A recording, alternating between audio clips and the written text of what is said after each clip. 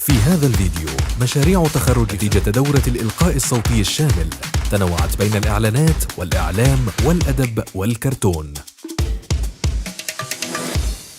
نرشح منهم المتدربة رقم 6. مرحباً بكم في دو للغة العربية. الرجاء الضغط على رقم 1. For English, kindly press 2. لتجديد الخدمة أو دفع الفواتير الرجاء الضغط على رقم 3. للتحدث إلى أحد موظفينا الرجاء الضغط على النجمة. شكراً لاتصالكم بنا.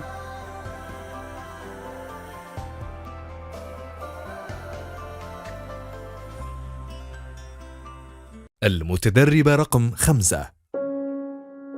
ويعتقد أصحاب العقلية الثابتة بأن صفاتهم وذكاءهم ومواهبهم هي معطيات ثابتة لا يمكن تغييرها، وأن أي نجاح يحققونه هو تأكيد لذلك الذكاء والقدرات الموروثة، كما أنهم يؤمنون بأن الموهبة وحدها هي التي تؤدي إلى النجاح، وأن الجهد ليس مطلوباً، وبالتالي فهم غالباً لا يعملون على تطوير مواهبهم أو حتى تحسينها، كما أنهم يحرصون على تجنب الفشل بأي ثمن كان للحفاظ على شعورهم بالذكاء والمهارة الفائقة.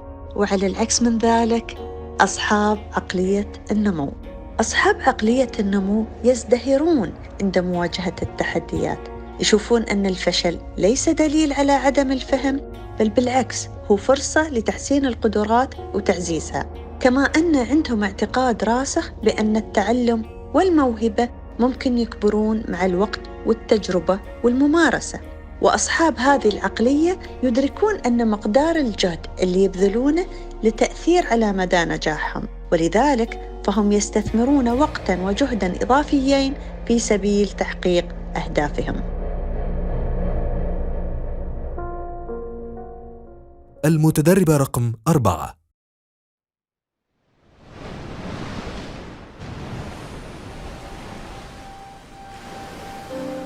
كان لجج البحر تعلو وتهبط بالمركب الذي يحمل والدي، متوحشة غاضبة مرات كثيرة، ورقيقة حانية مرات قليلة، في الوقت الذي كنت أطلق فيها أولى صرخاتي المعلنة ولج عالم الأحياء على أرض السماء الدنيا. في بيتنا العامر وسط الحي كان جدي موعوداً بوصول والدي قبل أيام من ولادتي، لكن حال البحر أخر إطلاق المركب عدة أيام. كان جدي محتاراً بين انتظار قدومه ليشارك في اختيار اسمي وبين المضي في هذا الأمر قبل وصوله. صاح جدي بحنان: هاجر، نسميها هاجر. المتدرب رقم 3.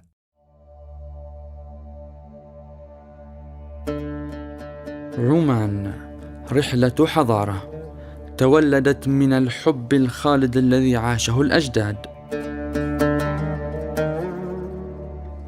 فأوقد فينا حب ما هو نادر. من جذوة الأحفاد نظل حاضرين وشاهدين منذ خمسينيات القرن الماضي لنمنحكم شعوراً مشبعاً بالأناقة والجمال العماني الأصيل. أغمضوا أعينكم، دعوا مشاعركم تقودكم، وانطلقوا معنا بخيالكم إلى ساحات التاريخ العريقة، إلى الجبال الشاهقة والقلاع الشامخة، لنكشف لكم مزيجاً من غموض الجمال العماني البهي الذي لم يبح يوماً بكافة أسراره.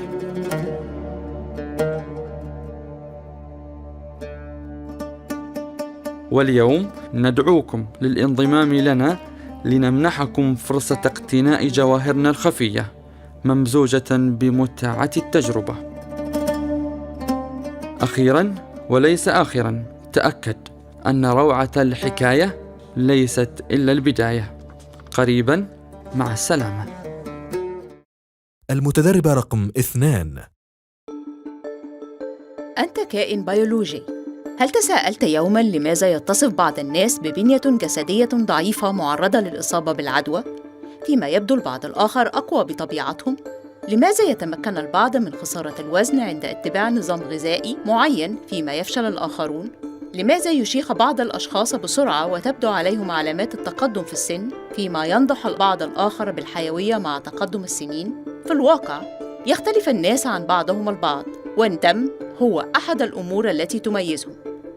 قطرة واحدة من دمك تحمل بصمتك البايوكيميائية المتفردة كتفرد بصمات أصابعك تماماً.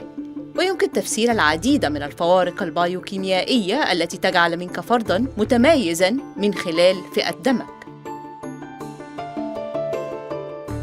تترك فئة الدم تأثيرها على كافة نواحي تركيبتك الفيزيولوجية على المستوى الخلوي، فهي ترتبط بعملية الهضم والقدرة على احتمال الضغط والحالة الذهنية والنفسية وفاعلية الأيض وقوة الجهاز المناعي. يمكنك أن تحسن صحتك ومستوى حيويتك وتوازنك العاطفي إلى حد بعيد إذا عرفت فئة دمك واتبعت النظام الغذائي وأسلوب الحياة المتعلق بها. المتدربة رقم 1. صباح الخير. مثل ما عودتكم أعزائي المستمعين، كل يوم عندي إلكم قصة جديدة لأشخاص حققوا نجاحات عظيمة، لتبدأوا يومكم بطاقة وقوة وحوافز تساعدكم على ترتيب أفكاركم والوصول لأهدافكم. حنبتدي بفاصل موسيقي قصير، استرخوا، اتنفسوا، وما تنسوا تستمتعوا باللحظة.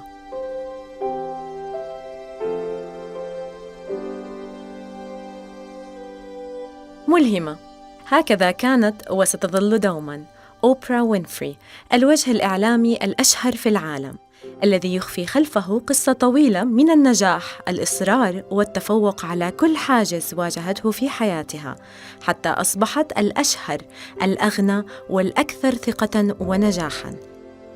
لأي شخص يشق طريق نجاحه الخاص، في طريقك للنجاح يمكنك لمس خطاها ومعرفة تفاصيل قصة نجاحها في مشوارها المهني، وعليك أيضاً اتباع خلاصة تجاربها في مقولات ستحتاجها في أوقات الإحباط لتستكمل طريق نجاحك مهما بلغت صعوبته. من أعظم كلمات أوبرا وينفري: إذا لم يكن هنالك تخبط وكفاح، لم تكن هنالك قوة.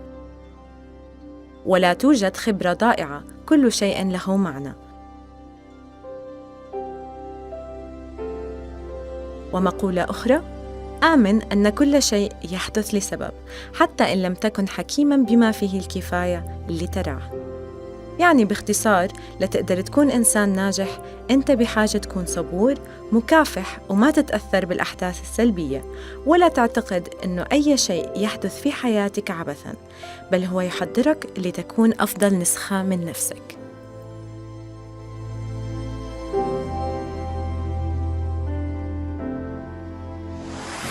يفوز صاحب أفضل مشروع تخرج بمجموعة دورات إعلامية متخصصة مقدمة من أكاديمية كون للتدريب عن بعد. Become successful with Khan Academy. With Kun Academy. كون محاور ببرامج ترفيهية ومنوعة مع كون أكاديمي. Welcome to the Kun Academy. I'm Steve Hudson. باسم يوسف على منصة كون أكاديمي. كن مختلف في طريقة تفكيرك مع كون أكاديمي. Kun, an expert with Kun Academy. كن مديراً متحدثاً مع كون أكاديمي. Business analysis with Kun Academy. كن مصمم أزياء مبدع مع كون أكاديمي. Hi guys, my name is Alain de Ponteves and on behalf of Kun Academy. ما هو أول شيء يلفتكم في شخص بيتكلم؟ Kun a journalist with Kun Academy. ستتعلم فن المقابلات الصحفية. Kun creative with Kun Academy. كن إعلاميا مميزا مع كون أكاديمي. عند الممثل وعند الكاتب قبل الممثل